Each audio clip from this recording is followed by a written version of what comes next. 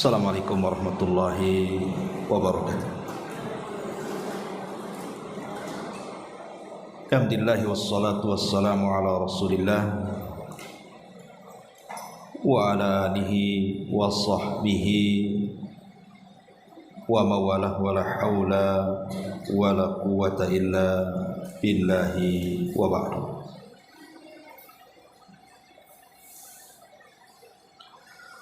Alhamdulillah, di pagi ini kita bisa duduk kembali untuk bertolabul ilmi.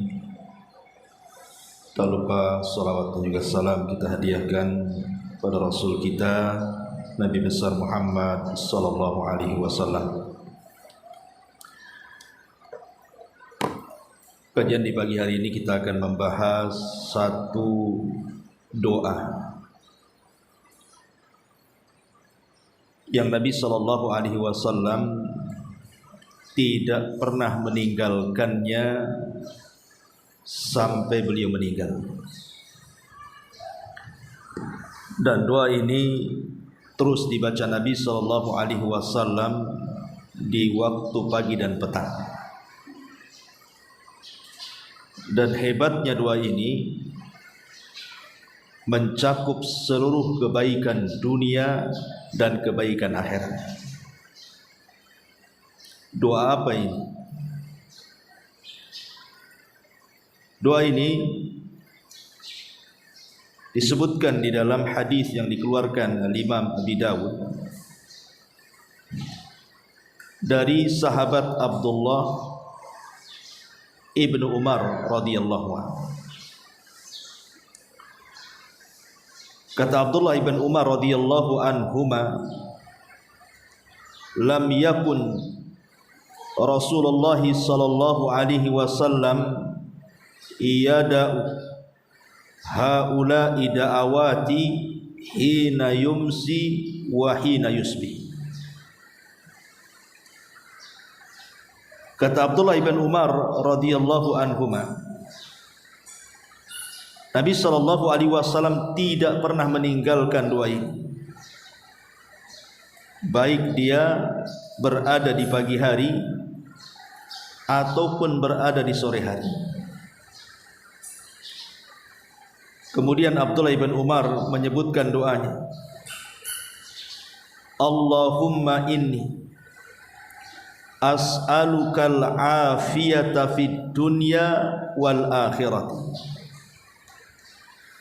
Allahumma inni as'alukal afwa wal afiyata fid dini wa dunyaya wa ahli wa mali.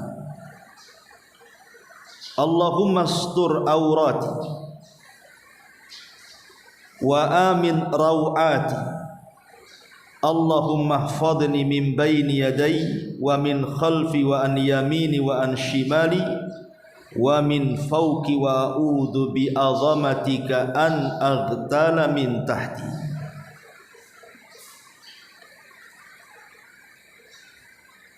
Kata Abdullah ibn Umar radhiyallahu anhuma, beliau berdoa seperti ini yang artinya, ya Allah, aku memohon kepadamu keselamatan dunia dan keselamatan akhirat. Ya Allah, aku memohon kepadamu agar engkau memaafkan diriku, memberikan keselamatan bagiku dalam agamaku, duniaku, keluargaku dan hartaku.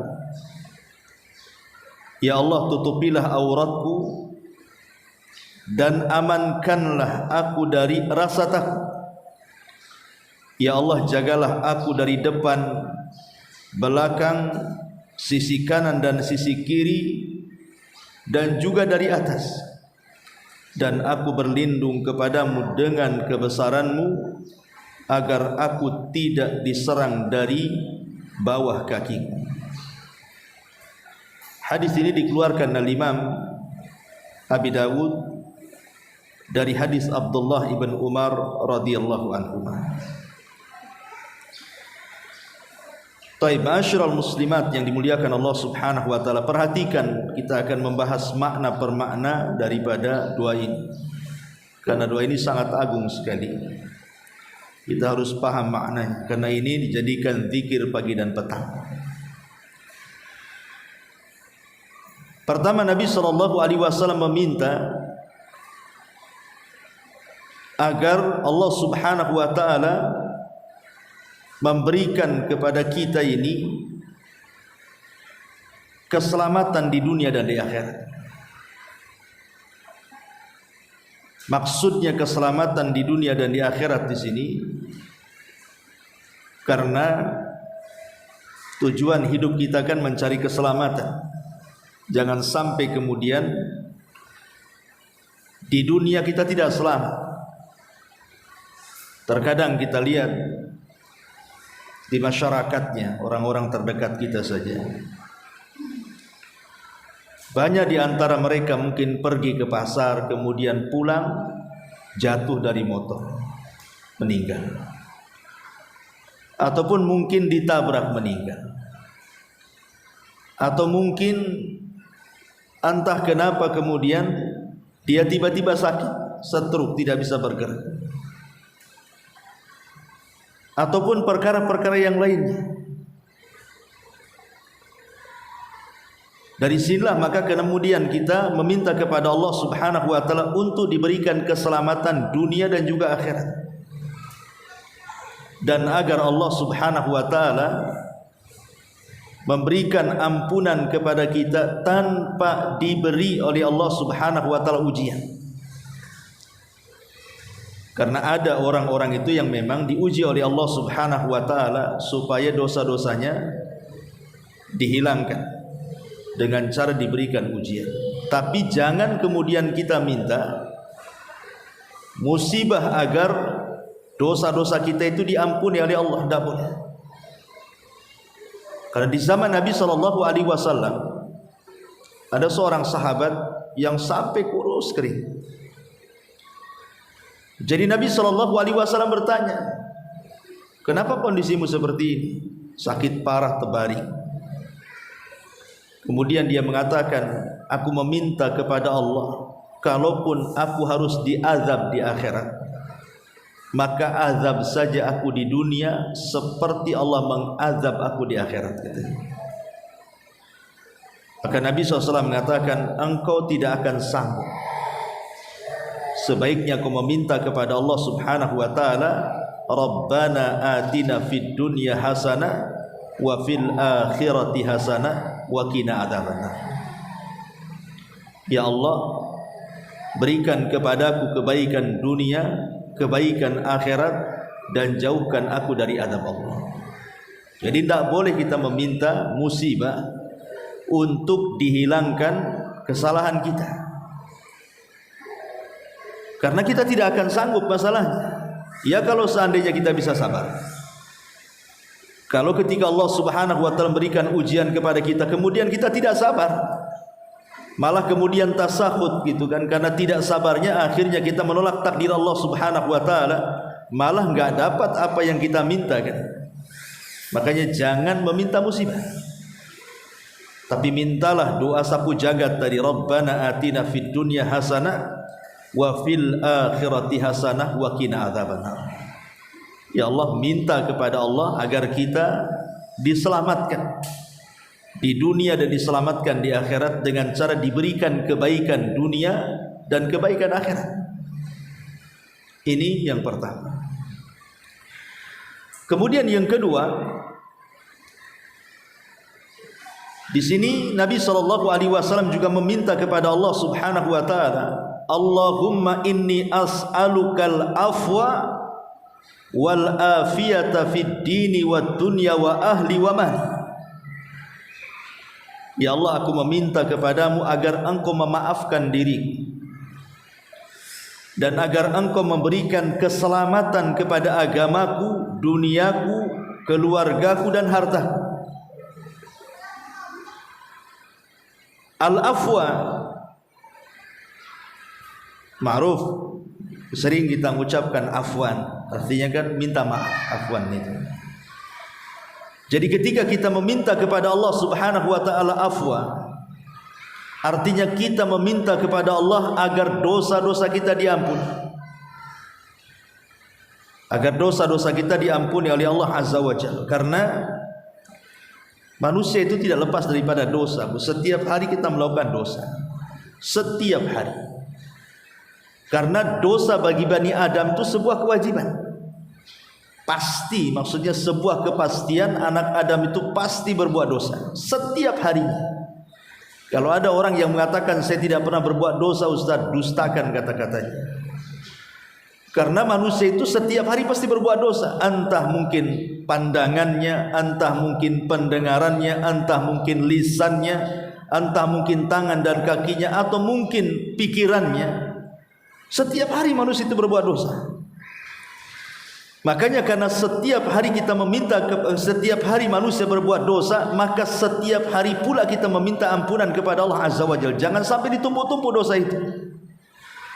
Makanya di sini kalau bisa setiap hari kita katakan Allahumma inni as'alukal afiyata, Allahumma inni as'alukal afwa wal afiyah. Ya Allah, aku minta kepadamu agar Engkau mengampuni dosa-dosaku. Adapun kalimat al-afiyah, keselamatan di dalam agama. Karena banyak di antara saudara-saudara kita itu yang terkena syubhat dalam agamanya, akhirnya sesat. Coba bayangkan di negeri kita saja, pemahaman agama ini kan bermacam-macam. Bahkan saya pernah berjumpa di Batam ini satu orang yang mereka tidak sholat, bahkan sempat berdebat sebentar gitu ya. Dia bukan ya tukar pikiran lah.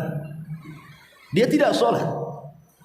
Dan kalau kita jelaskan bahwa solat itu rukun Islam, solat itu perintah Nabi, kemudian keutamanya begini begitu dan lain sebagainya, mereka mengatakan kami solat juga, cuman solat kami tidak seperti solat kalian.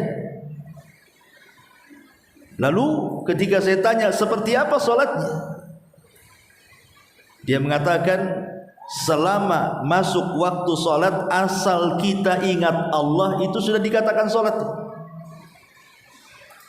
Bukan tidak berdalil, berdalil juga mereka dengan Quran, di mana Allah Subhanahu wa taala mengatakan innas salata li dzikri, salat itu untuk mengingat aku. Artinya kalau sudah kita ingat Allah, itu sudah dianggap salat katanya. Kemudian juga berdalil dengan firman Allah Azza wa Jalla, wa'budullaha hatta ya'tiyakal yaqin, sembahlah Allah sampai datang keyakinan. Kalau orang sudah yakin berarti tidak perlu menyembah Allah lagi katanya. Padahal maksud dua ayat ini bukan seperti itu. Inna salata li dzikri, maksudnya salat untuk mengingat Allah. Dengan cara kita salat seperti Nabi, itulah kita mengingat Allah Azza wa Jalla, mulai dari takbiratul ihram sampai salam. Dan yang dimaksud menyembah Allah sampai datang keyakinan, keyakinan di sini artinya al-maut, kematian.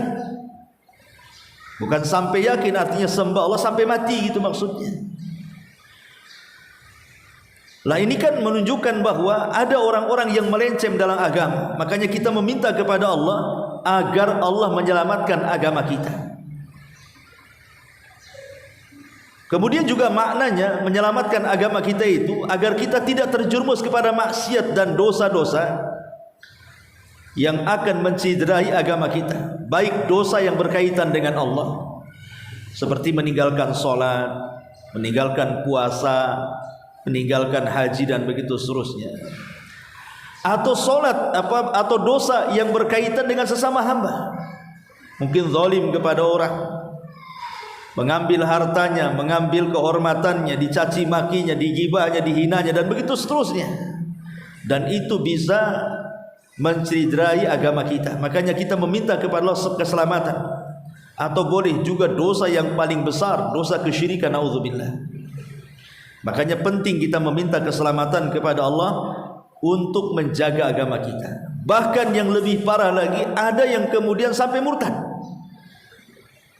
Karena dia tidak bisa menjaga agamanya kan, akhirnya murtad hanya gara-gara faktor ekonomi, hanya gara-gara faktor pasangan, menikah dan begitu seterusnya, dia bisa murtad. Makanya kita minta kepada Allah agar kita diselamatkan agama kita. Kemudian juga wa dunyaya, dan diselamatkan dari dunia. Seperti saya contohkan tadi, banyak saudara-saudara kita itu yang tidak selamat dunianya. Mungkin uangnya kerampok, mungkin rumahnya terbakar gitu ya. Atau mungkin terkena gempa akhirnya habis kekayaannya, atau boleh jadi kemudian dia pergi kemana terjadi kecelakaan, kita tidak tahu ya. Makanya kita minta keselamatan kepada Allah dari dunia ini, karena musibah di dunia ini bermacam-macam tuh. Jangan sampai kemudian Allah uji dengan dunia kita.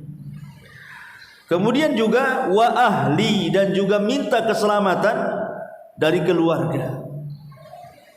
Keluarga ini kan umum, mungkin diuji dengan anak-anaknya nakal, durhaka dengan orang tuanya, atau mungkin pasangannya selingkuh gitu ya.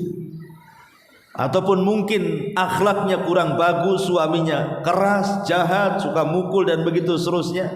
Atau mungkin sebaliknya, justru istrinya yang kemudian kasar dengan suaminya, atau mungkin diuji dengan orang tuanya, atau diuji dengan kerabatnya, atau diuji dengan paman-pamannya. Namanya keluarga, pasti ada masalah. Gak mungkin keluarga itu tidak ada masalah. Maka minta kepada Allah Subhanahu wa ta'ala agar keluarga kita juga diselamatkan dari masalah-masalah yang kemudian menjadikan retaknya hubungan silaturahim, atau boleh jadi mungkin sampai bercerai ya. Makanya kita minta kepada Allah agar diselamatkan keluarga kita. Kemudian juga wamali, Allah Subhanahu wa ta'ala khususkan dengan harta, karena memang harta inilah yang kemudian mendorong kita untuk hidup ya.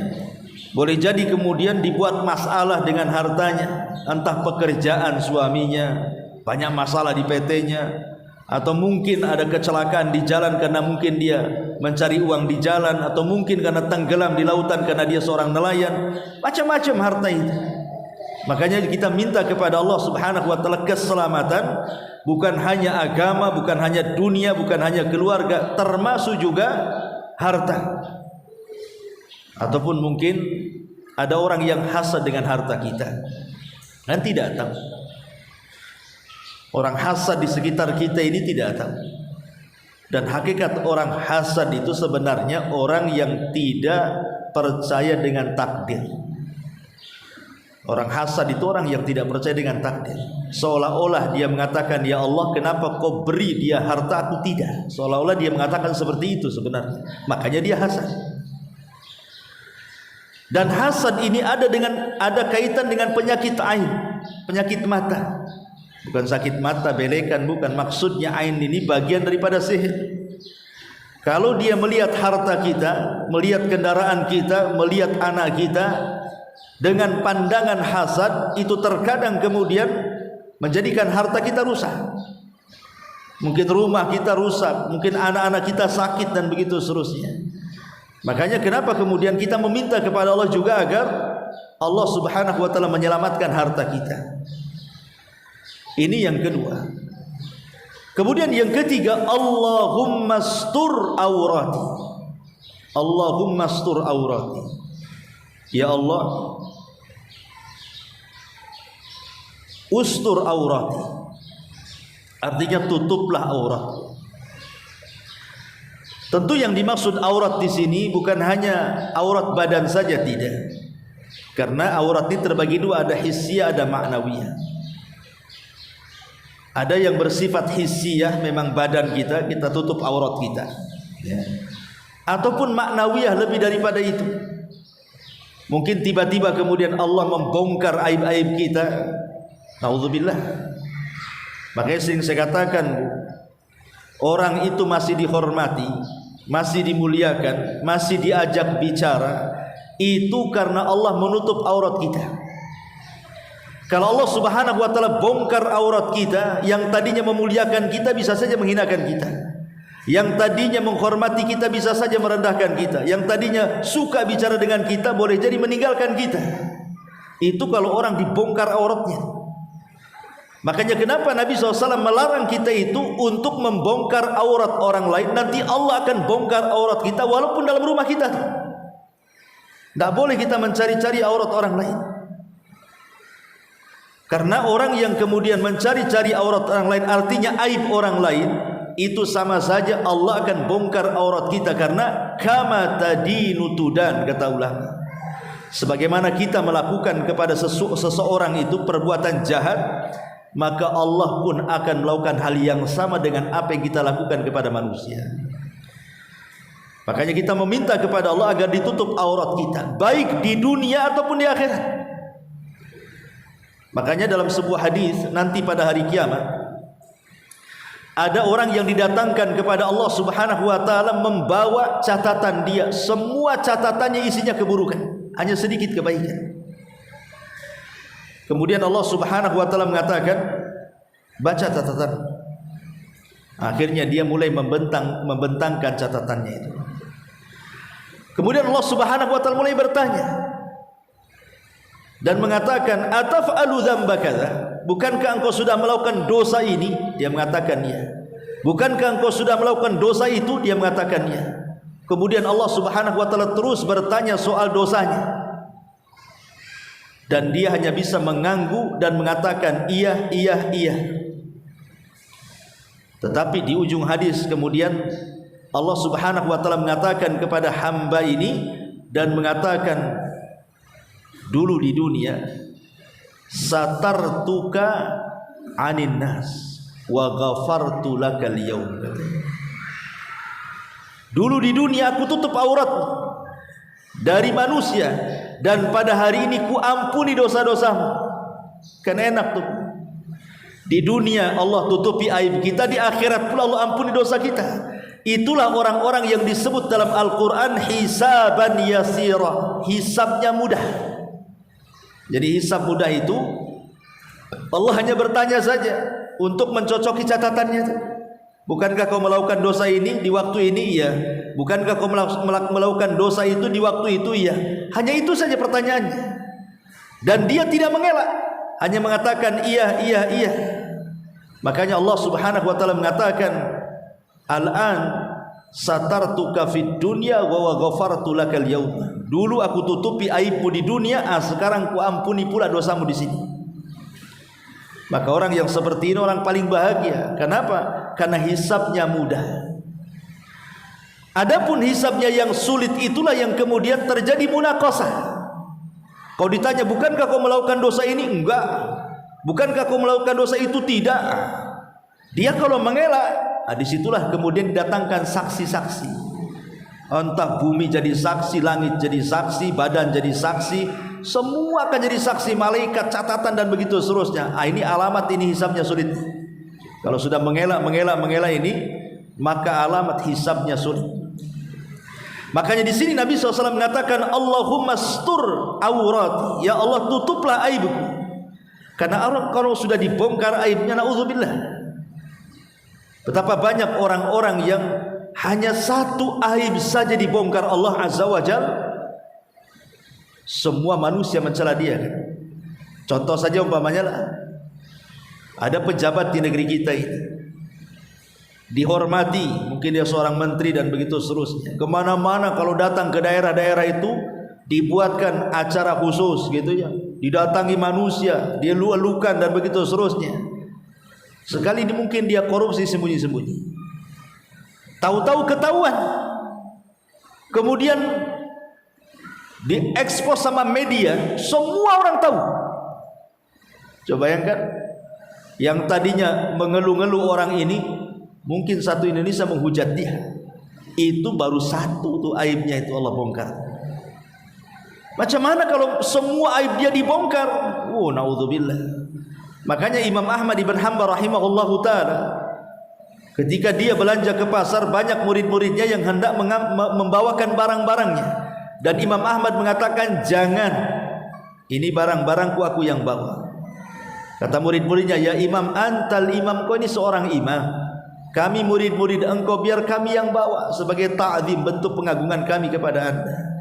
Maka Imam Ahmad mengatakan, ya kalian menghormatiku karena tidak tahu aibku saja. Kalau kalian tahu aibku, pasti kalian akan letakkan pasir di kepalaku, katanya. Ini menunjukkan bahwa kita penting meminta kepada Allah agar ditutup aurat kita, ditutup aurat kita. Makanya kenapa Nabi SAW sampai mewanti-wanti, ada dosa yang tidak akan dimaafkan Kata Nabi SAW, kullu ummati mu'afan illa mujahid. Semua umatku akan dimaafkan, kata Allah, kecuali orang-orang yang mujahirun. Siapa mujahirun ini? Maka Nabi SAW kemudian menjelaskan, mujahir ini adalah orang yang melakukan dosa di malam hari, kemudian Allah tutup aibnya, orang nggak tahu dia melakukan dosa. Tiba-tiba dia ceritakan pula dosa di malam hari kepada orang. Atau orang yang melakukan dosa di siang hari, Allah tutup tuh aibnya, diceritakan pula malam-malam sama orang. Dia tidak bersyukur kan gitu, bahwa Allah sudah menutup aibnya. Kenapa kemudian ditampakkan kepada orang? Allah menutup aib kita itu merupakan nikmat yang luar biasa. Harusnya kita bersyukur. Makanya kalau ada umat di sini yang dulunya sebelum hijrah gitu ya, mungkin dari dunia-dunia yang gak jelas gitu kan, penuh dengan tato apa semuanya pamannya kan itu. Kemudian hijrah, ditutuplah pakaiannya, hampir tidak nampak lagi kalau dia bertato. Jangan pernah ceritakan walaupun kepada kawan dekat kalau dia punya tato. Tidak perlu ya. Anggap saja kalau dia kenal dengan orang lain, dia memang dari kalangan wanita baik-baik, nggak perlu diceritakan masa lalunya, karena Allah sudah menutupnya. Ngapain diceritakan? Ini nikmat Allah Azza wa Jalla, sehingga manusia memandang kita baik terus. Karena tidak semua orang yang kemudian kalau kita ceritakan kemudian masa lalu kita, mungkin mau diambil pelajaran, tidak semua orang suka. Ya ada juga mungkin mengambil pelajaran kan gitu ya. Kalau bisa seperti dia tuh, dulu dia kayak gini, sekarang tobat. Boleh jadi ada yang seperti itu. Tapi boleh jadi ada juga orang yang mencelanya nanti. Oh patut saja dia seperti itu, dulunya kayak gitu. Nah, akhirnya kan begitu ya. Makanya penting seseorang itu menutup aurat, minta kepada Allah agar aurat kita ditutup. Makanya di sini Rasul mengatakan Allahumma stur aurati. Kemudian wa amin rawati, dan minta kepada Allah agar diberikan rasa aman dari rasa takut. Rasa aman dari rasa takut. Contoh umpamanya ibu naik pesawat, ya kan, kadang-kadang kan ada pengumuman tuh, cuaca kurang bagus, tolong kembali ke tempat, pasang sabuk pengaman. Kemudian betul-betulan nabrak awan itu, itu kan kadang-kadang kita ketakutan di situ. Udah ingatnya itu sudah pesawat ini jatuh, matilah kan begitu ya. Makanya kita minta kepada Allah Subhanahu wa taala kalau kita berada di pesawat, baca doa ini. Wa amin rawati, ya Allah, amankan dia rasa takutku. Ataupun mungkin orang yang sekarang hari ini yang ketakutan dengan ekonomi. Karena sekarang ini kan banyak orang yang ketakutan itu dalam bab faktor ekonomi. Contoh umpamanya orang mau memulai usaha, mau dagang ini, sudah banyak. Mau dagang sandal, semua orang udah jual sandal katanya kan. Mau dagang pecel, berderet tuh orang jual pecel. Mau dagang lontong, semua orang udah jual lontong. Akhirnya tak jadi ketakutan kan. Padahal rizki itu kan sudah dibagi-bagi, Bu. Walaupun nih, anggaplah berjejer jual lontong nih. Ya, tiga-tiganya dijual lontong, berjejer tiga-tiganya ini. Ini tidak ada hubung kait dengan saingan satu dengan saingan yang lain, tidak. Jangan katakan itu saingan saya. Patut saya nggak laku karena ada dia. Itu nggak berlaku dalam bab rizki itu. Karena rizki Allah itu sudah maksum, sudah dibagi-bagi. Kalau Allah Subhanahu wa taala sudah takdirkan rizki itu kepada kita, tidak mungkin diambil sebelahnya. Sebagaimana kalau rizki itu sudah memang Allah takdirkan ke sebelahnya, tidak mungkin juga kita bisa mengambilnya. Dalam bab rizki itu maksum sudah dibagi-bagi. Kenapa mesti takut? Tidak boleh kita takut. Makanya kita berdoa kepada Allah Azza wa Jalla, wa amin rawati, wa amin rawati. Makanya saya ceritakan dulu bagaimana kisah Ibrahim ibn Adham kan, yang ketika dia makan daging ada kucing. Kemudian dilemparlah sama kucing itu, kasih makan. Rupanya kucing ini setelah ngambil daging itu bukan dimakan, malah kemudian lari. Dikejar sama Ibrahim ibn Adham rahimahullahu ta'ala. Rupanya kucing itu mendekati sebuah lubang. Di lubang itu ada ular, dan ularnya buta. Kemudian sama kucing dikasih sama ular itu. Ibrahim ibn Adham mengira itulah kebetulan saja. Besoknya dilakukan seperti itu lagi, gitu pula kejadiannya. Tetap aja kucing itu ngantar makanan ke lubang yang ada ular butanya itu. Dari sini kata Ibrahim ibn Adham, subhanalladzi sakharal a'da yarzuqu ba'duhu ba'dhan. Maha suci Allah yang telah menundukkan masing-masing musuh justru memberikan rizki satu dengan yang lainnya. Ular dengan kucing itu mana ada akur. Yang ada kucingnya, yang kalau ularnya kecil ya mungkin dimakan kucing kan gitu ya. Kalau ularnya besar ya ular pula makan kucing kan gitu ya. Ini kan musuhan nih. Tapi bagaimana Allah Subhanahu wa taala sudah ngatur rizki, lo bayangkan. Di mana musuh juga terkadang memberikan rizki kepada kita. Jadi kenapa kemudian kita merasa tersaingi dengan orang sebelah kan? Itu maksud saya itu dari contoh Ibrahim bin Adham ini. Jangan kemudian kita jadi dengki dengan orang yang kita anggap saingan kita di situ. Boleh jadi mungkin seperti kasusnya kucing dengan ular ini kan, sesama musuh ngasih rizki. Boleh jadi mungkin dengan adanya orang ini akhirnya orang-orang pun datang. Mungkin karena ngantri malas akhirnya ke ibu juga. Siapa yang tahu seperti itu, ya. Makanya di sini kita meminta kepada Allah Subhanahu wa taala jangan sampai kemudian Allah Subhanahu wa taala memberikan rasa takut kepada kita, tapi minta kepada Allah keamanan. Apalagi lebih daripada itu, contohlah sekarang negeri Palestina. Bagaimana kita bisa bayangkan rasa takutnya warga Gaza itu hari ini. Bukan mereka takut karena terkena bom, itu sudah jelas. Tapi macam mana mereka minum, macam mana mereka makan, macam mana mereka bisa beribadah. Berita terakhir saja yang saya dapat informasi itu, mereka suruh keluar dari Gaza ngungsi karena mau ada perang. Sebagian mereka sudah ngungsi malah ditembaki. Kan aneh, disuruh ngungsi, sudah ngungsi ditembaki kan begitu. Jadi kita bisa bayangkan bagaimana perasaan takut mereka itu warga Gaza hari ini. Bahkan ada komentar orang Indonesia yang bolak-balik di Palestina itu. Sebelum ada perang saja, sebelum ada perang hari ini, pamannya ibu ini ngantarkan anaknya ke sekolah, kemudian ibu pulang. Itu kadang-kadang ibu-ibu di sana itu was-was apakah anaknya pulang kembali ke rumahnya atau tidak. Itu belum perang seperti sekarang tuh. Karena yang namanya pembunuhan itu setiap hari, bunuh anak-anak, bunuh orang tua, bunuh perempuan, macam-macam di sana itu. Lah makanya kemudian kita ini baru merasakan nikmat aman itu karena kita tidak pernah hidup di negeri konflik.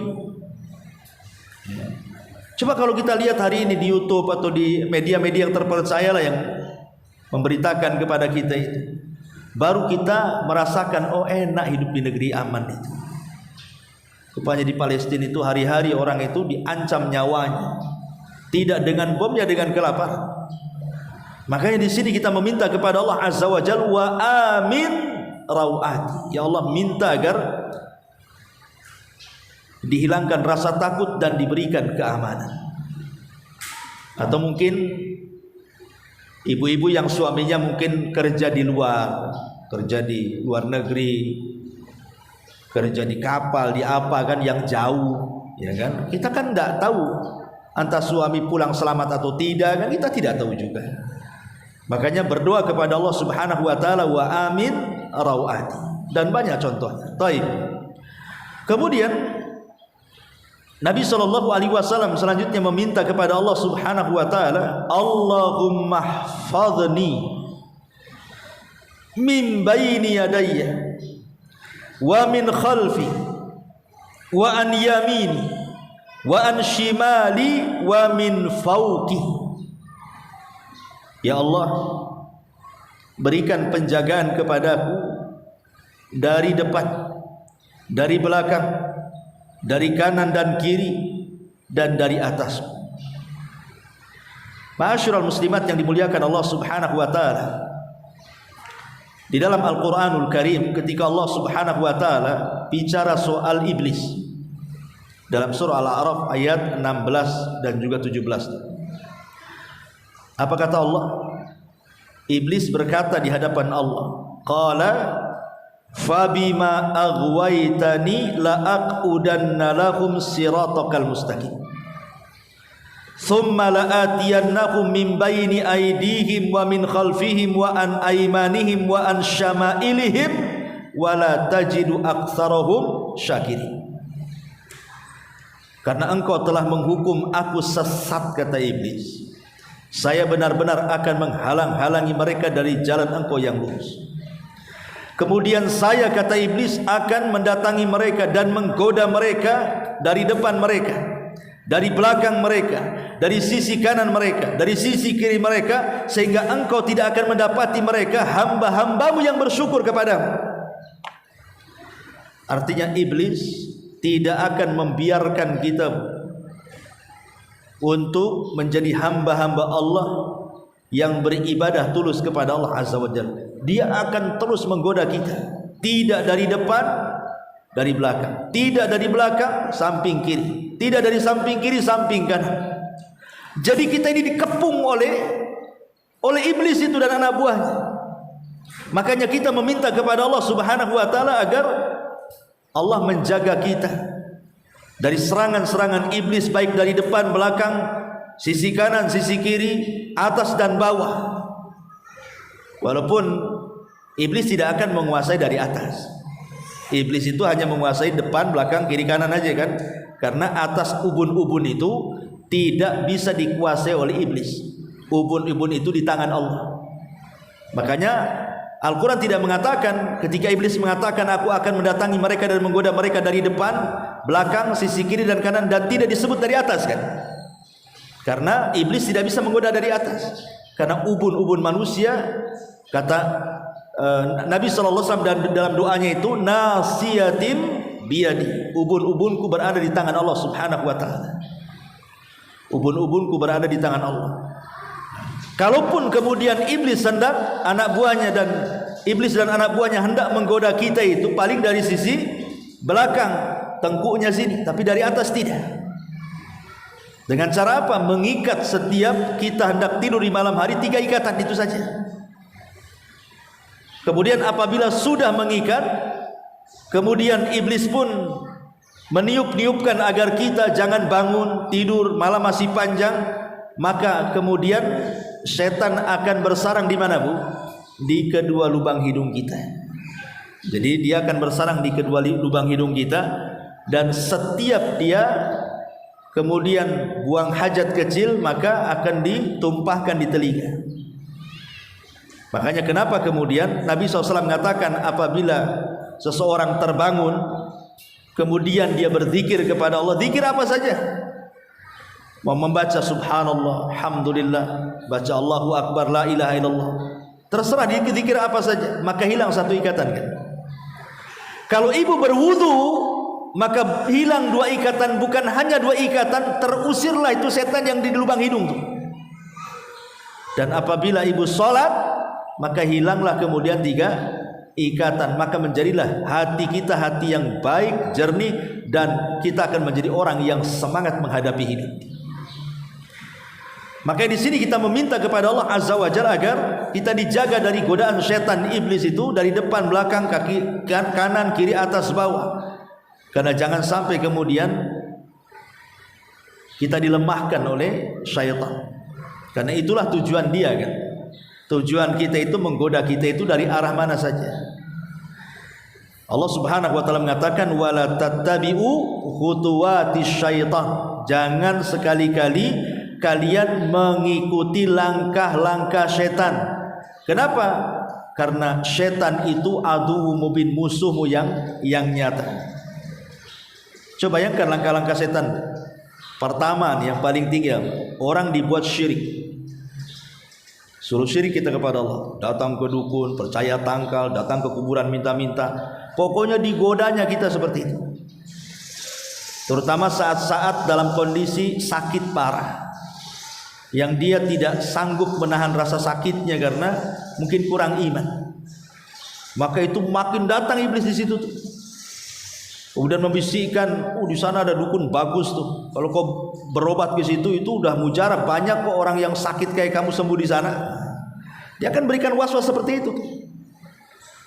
Tapi kalau kemudian memang dia orang yang bertauhid, dia tidak bisa digoda dari sisi kesyirikan kepada Allah Azza wa Jalla, kurang tuh tensinya. Maka digoda untuk menyelisih sunnah, disuruh buat bid'ah kita. Dibuat bid'ah sana, bid'ah sini gitu ya.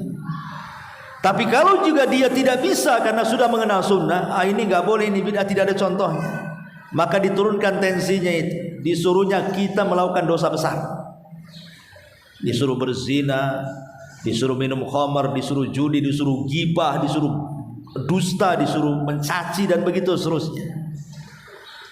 Kalau dia juga berusaha meninggalkan dosa besar, turun lagi tuh, disuruhnya kita melakukan dosa-dosa kecil. Ya, memandang aurat itu kan dosa kecil. Ya. Kalau juga dia berusaha kemudian digoda dosa kecil pun tidak bisa, maka iblis akan nurunkan lagi tensinya. Dibuatnya apa? Dibuatnya kita melakukan hal-hal yang tidak ada faedahnya. Memang tidak dosa. Ibu ngobrol ramah, nggak ada ghibah di situ, ya ngobrol saja. Tapi karena keasikan ngobrol, datang waktu zuhur, kan masih jam 1, kan zuhur kan habisnya jam 3, ada 2 jam ngobrol lagi, dan itu ya. Nanti dekat-dekat asar, baru pusing tuh, Anda belum zuhur nih. Akhirnya ibu cepat-cepat sholat zuhur. Kira-kira tuh, kalau sudah 5 menit mau asar, sholat zuhurnya kayak apa tuh? Itu udah kayak ayam lapar kan bu, pasti beras, taktuk-taktuk nggak jelas, tahu-tahu ladolin salam saja. Kenapa? Karena begitu memang dilalaikan. Kalau juga tidak bisa nih, ini yang terakhir, dibuatnya kita mengutamakan yang tidak afdol dan meninggalkan yang afdol. Dibuatnya seperti itu. Jadi kalau sudah kemudian, itulah bentuk-bentuk langkah-langkah setan kan. Dia dari semua sisi itu makna dari depan, belakang, kiri, kanan itu maksudnya. Karena dia akan menggoda dari semua sisi. Tidak bisa dari keburukan. Pemain ibu disuruh berbuat jahat nih, tidak mau. Dibuatnya ibulah berbuat baik. Sana bantu, sedekahkan tuh, kasihan orang itu. Kemudian ditanamkan sifat ria di situ, ditanamkan sifat ujub di situ, ditanamkan takabur di situ. Memang begitu. Kalau tidak bisa dari jalur kejahatan, maka dia masuk dari jalur kebaikan, tetapi ditanamkan ria di situ jadinya. Maka iblis itu dan tentaranya dia akan berusaha dari semua sisi, yang penting dia kufur. Itu intinya. Nah, ini juga kita minta kepada Allah agar Allah menjaga kita. Kemudian juga Nabi SAW mengatakan, wa a'udzu bi azamatika an aghtal min tahti, dan agar aku berdoa kepada Allah Azza wa Jalla meminta perlindungan. Wa'udzu bi azamatika, dengan apa? Dengan kebesaran Allah. Azamah itu sifat Allah, namanya azim, sifatnya azamah. Makanya kenapa kemudian dalam ayat kursi itu kan, Allah Subhanahu wa taala mengatakan, wasi'at kursiyyuhus samawati wal ard wa la ya'udhu hifdhuhuma wa huwal aliyyul azim. Ya. Bahwa tempat pijakan Allah, kursi Allah itu lebih besar dibandingkan dunia dan isinya serta langit dan isinya. Bahkan Rasulullah SAW mengatakan, kalau seandainya mau dibandingkan ini semua lapisan langit dan bumi itu dengan kursi Allah tempat pijakan kakinya itu sama dengan ibu melempar cincin dilempar ke padang pasir. Cincin itu langit dan buminya, padang pasir itu kursinya tuh. Artinya di sini Allah itu azim, besar. Bagaimana dengan arsy Allah kan begitu, bandingannya juga sama. kalau seandainya kursi digabung dengan langit dengan bumi, dibandingkan dengan arsy Allah, itu sama dengan kita melempar cincin ke padang pasir itu. Nah, itulah padang pasir itu arsy-nya, cincin ini ya kursinya di situ, langitnya di situ, buminya di situ. Macam mana dengan Allah yang menciptakan? Allahu Akbar. Allah lebih besar dibandingkan makhluknya. Makanya kita berlindung dari kebesaran Allah. A'udzu bi'azamatika. Aku berlindung dengan kebesaranmu ya Rabb. An aghtal min tahti, agar kita tidak diserang dari bawah kaki. Maksudnya apa? Diserang dari bawah kaki. Maksudnya diserang dari bawah kaki itu agar kita jangan tertimpa gempa yang kemudian kita terperosok ke bumi. Lihat korup, ya. Itulah korup. Sebab kalau seandainya kemudian Allah Subhanahu wa taala buat kita gempa, nggak akan selamat. Kalau sudah dibuat gempa nggak akan selamat. Mau lari kemana coba? Pemain satu Batam ini Allah gempakan. Ibu mau lari kemana? Nyemplung di laut? Gak mungkin kan gitu. Pasti akan kena. Makanya kita lihat coba.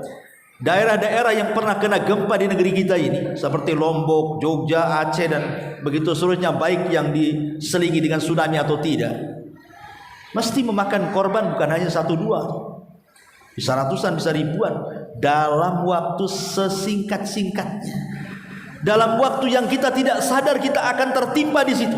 Siapa yang nyangka orang Lombok itu akan gempa atau Jogja dan begitu seterusnya? Kan tidak tahu. Tahu gempa saja begitu. Makanya dahulu Nabi SAW pernah menceritakan tentang kisah akhir zaman. Kisah akhir zaman ketika Imam Mahdi dibaiat di antara dua rukun. Maka akan datang tentara dari Syam. Mereka tidak suka dengan pembaiatan itu, membawa pasukan besar untuk membunuh Al-Mahdi yang ada di Mekah. Maka pasukan itu kemudian datang dari Syam. Ketika sampai di antara Mekah dan Madinah, ada namanya Baidah di situ. Maka kata Nabi SAW, maka Allah akan kirim gempa dahsyat sehingga mereka terperosok semua masuk ke bumi. Bukan hanya orang-orang yang akan membunuh Al-Mahdi saja, orang yang lalu lalang di situ aja ikut masuk di situ. Sehingga Aisyah bertanya, okelah orang-orang yang hendak membunuh Al-Mahdi itu digempakan sehingga terperosok ke bumi kemudian mati semuanya. Ya, karena itu memang balasan Allah. Lah bagaimana pula orang yang lalu lalang dan ada hubung kait dengan orang yang akan membunuh Al-Mahdi? Mungkin dia ke pasar, mungkin dia ada perlunya. Maka Rasulullah SAW mengatakan, yub'atsuna yaumal qiyamati ala niyati.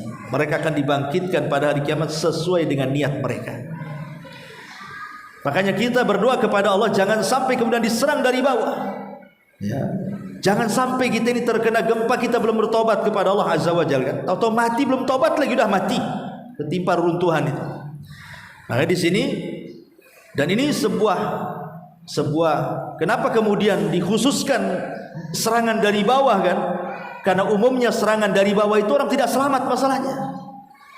Sementara kita belum memperbaiki diri, belum memperbanyak amalan, belum bertobat, tahu-tahu sudah mendapatkan yang seperti ini, bencana alam. Akhirnya kita pula meninggal di situ, naudzubillah. Lah inilah kemudian disebut oleh para ulama, doa ini adalah doa yang menyapu seluruh kebaikan dunia dan kebaikan akhirat. Kemudian yang kedua, ada doa yang sama yang mencakup dunia dan akhirat. Artinya kalau ibu membaca doa ini juga, maka ibu akan mendapatkan semua kebaikan dunia dan semua kebaikan akhirat.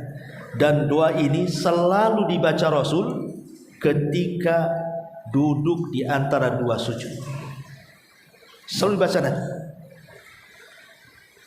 Disebutkan dalam sebuah hadis yang disahihkan oleh Imam Hakim dan lafadznya dikeluarkan Imam Abi Dawud dari Abdullah bin Abbas radhiyallahu anhu.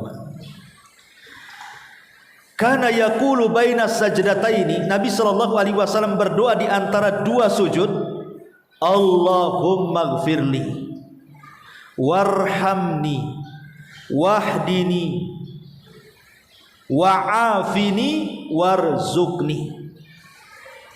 Allahumma gfirli, ya Allah ampuni dosa-dosaku. Warhamni, ya Allah turunkan rahmatmu untukku. Wahdini, ya Allah berikan hidayah kepadaku. Wa'afini, ya Allah berikan kesehatan kepadaku. Warzuqni, ya Allah berikan rizki yang berkah kepadaku. Ini mencakup kebaikan. Ini yang kita cari di dunia. Apalagi yang ibu cari kecuali 5 perkara ini. Pertama, ampunan dari Allah. Yang kedua, rahmat dari Allah. Yang ketiga, hidayah dari Allah. Yang ketiga, kesehatan dari Allah subhanahu wa ta'ala. Dan yang kelima, rizki. Itu yang kita cari. 5 perkara ini yang kita cari. Ibu mau nyari apa lagi? Maka beruntunglah kalau seandainya orang diberikan 5 perkara ini. Kalau Allah berikan 5 perkara ini, Bu, dunia akhirat selamat, Ibu. Pertama, kita diampuni dosa-dosanya. Yang kedua, kita diberikan rahmat oleh Allah. Karena orang masuk surga itu bukan karena amalan kita. Orang masuk surga itu karena rahmat Allah. Sampai pun kepada Rasul.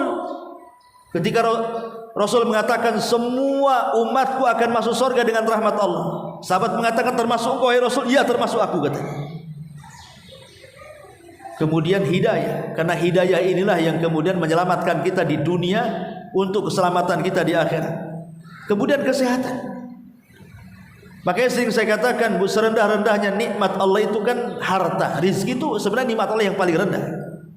Bukan, tapi itu pula yang kita minta, aneh kan? Rizki yang paling rendah itu kekayaan. Rizki yang paling rendah itu kekayaan. Rizki dunia itu paling rendah. Nikmat Allah yang paling rendah. Tapi nikmat Allah subhanahu wa ta'ala yang paling tinggi itu kesehatan. Karena dengan kesehatan itu kita bisa mengamalkan Islam dan iman yang merupakan nikmat terbesar Allah. Coba lihat orang sakit, apalagi sakitnya sampai terbaring. Mau apa dia?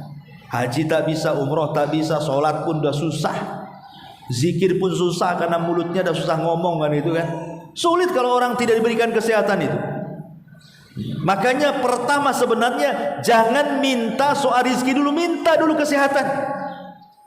Dengan kesehatan itulah kita supaya mendapatkan nikmat Islam dan iman. Kita bisa menjalankan keimanan kita dan kita bisa menjalankan keislaman kita dengan sempurna. Kayak ibu nih sehat, bisa ngaji di sini. Banyak kok yang ingin ngaji ke sini tapi sakit, tak bisa datang dia. Ini kan nikmat Allah subhanahu wa ta'ala namanya. Makanya kita minta kepada Allah kesehatan. Sehat ini semuanya bisa. Ibu bisa melayani suami, bisa mendidik anak-anak, bisa beribadah kepada Allah, kemudian bisa menjaga hak kita, macam-macam semua kena kalau kesehatan itu. Kemudian juga makanya diakhirkan warzuqni. Lihat, rizki diakhirkan di sini. Rizki diakhirkan karena memang rizki itu serendah-rendahnya nikmat. Tapi aneh kemudian manusia itu lebih memilih meminta kepada Allah yang rendah dengan melupakan yang tinggi. Nah, inilah diantara dua doa kalau kita mau baca, Bu, ini kita akan mendapatkan kebaikan dunia dan akhirat. Wallahu a'lam bishawab.